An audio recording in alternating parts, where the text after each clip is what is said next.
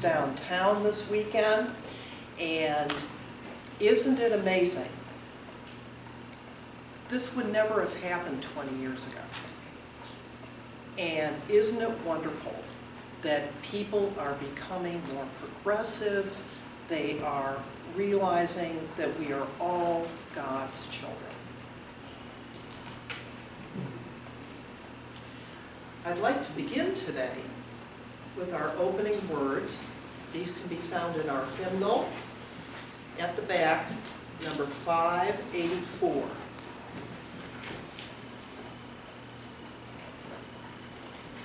And we will be reading responsively. We are caught in an inescapable network of mutuality, tied in a single garment of destiny. Injustice anywhere is a threat to justice everywhere. There are some things in our social system to which we all ought to be maladjusted. Hatred and bitterness can never cure the disease of fear. Only love can do that. We must evolve for all human conflict a method which rejects revenge, aggression, and retaliation. The foundation of such a method is love. Before it is too late, we must narrow the gaping chasm between our proclamations of peace and our lowly deeds, which precipitate and perpetuate war. One day, we must come to see that peace is not merely a distant goal that we seek, but a means by which we arrive at that goal. We must pursue peaceful ends through peaceful means. We shall hew out of the mountain of despair a stone of hope. And our first hymn this morning is number 278, Praise Be to God the Almighty.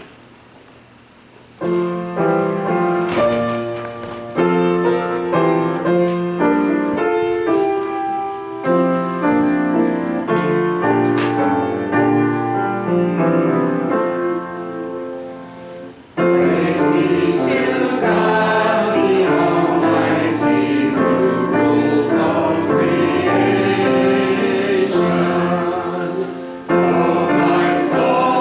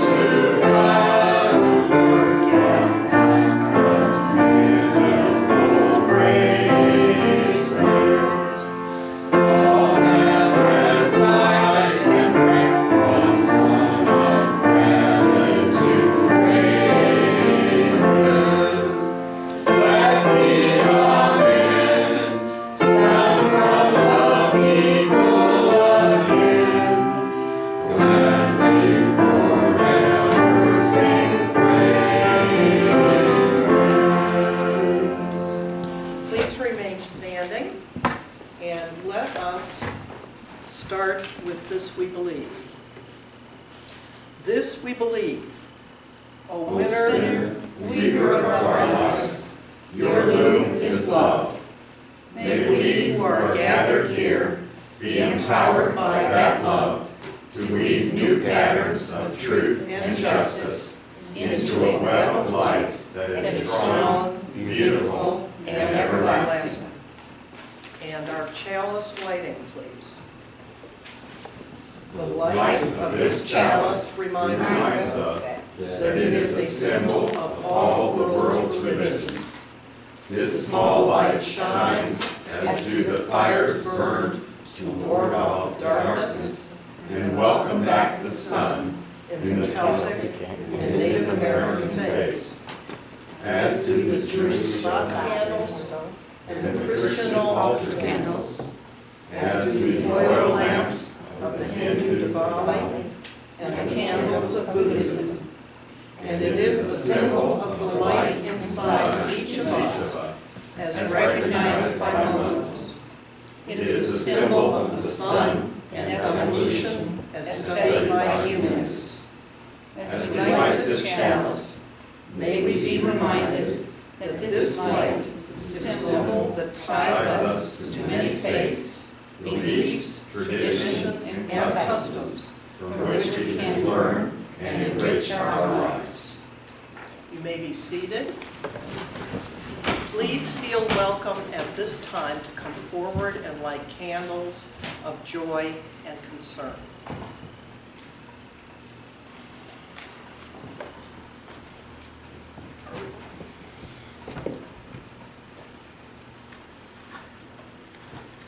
Miss Glenn is not here today. I'll light these in remembrance of peoples of the world and also our veterans. And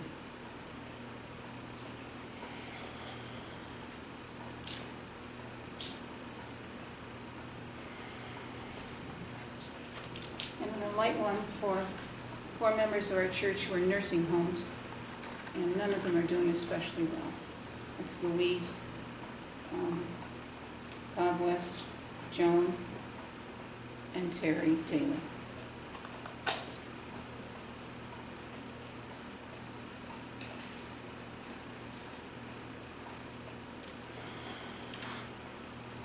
I'll light one for my trip next weekend. My Aunt Dorothy's going to be 100. She's walking around doing well. And since her kids are flying in, and I haven't seen some of her children in 20, 30 years, one lives in LA, we're having a family reunion the next day because her kids are going to be in town. So I've got a lot to get together because I have the photos and all the information from the last one. And we finally have identified the picture of all our grands and great-grands. There are 50 on this one picture. And it took years, sent this to various families till I identified all the kids. They look a lot like the in-laws.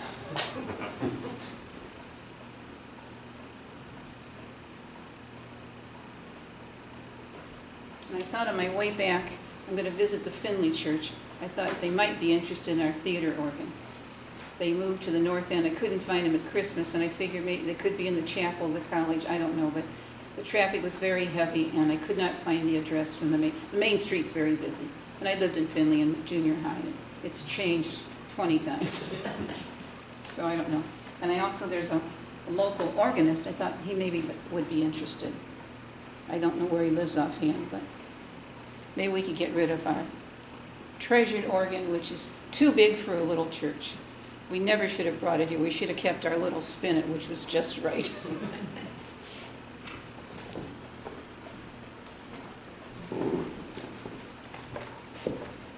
I could probably light every candle in here and still not cover everything, but I'm going to light one candle for the people of the Middle East, Syria and Iraq and Afghanistan, who are suffering so horribly.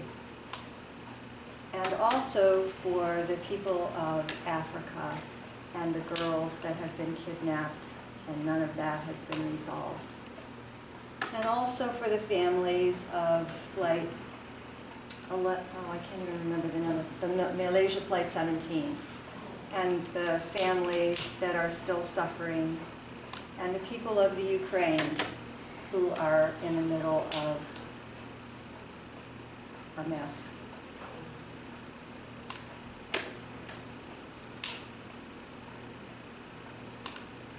So much sadness and tragedy. We need to keep them in our prayers.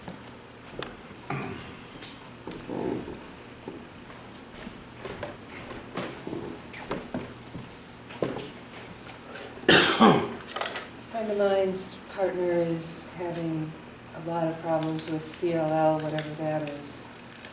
Why can we never get this to work?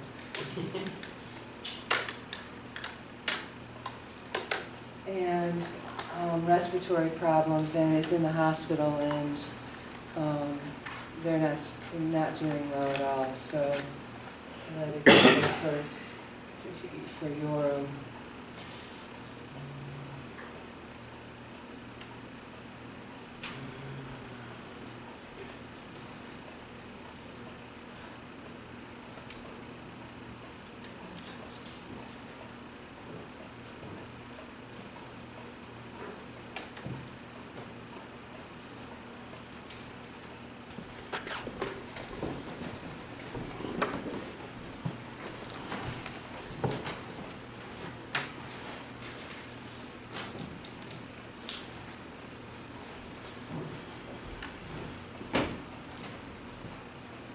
I'm going to light this one for a patient's family. Just lost him. And hopefully I find my faith and wish to continue doing my hospice after this one.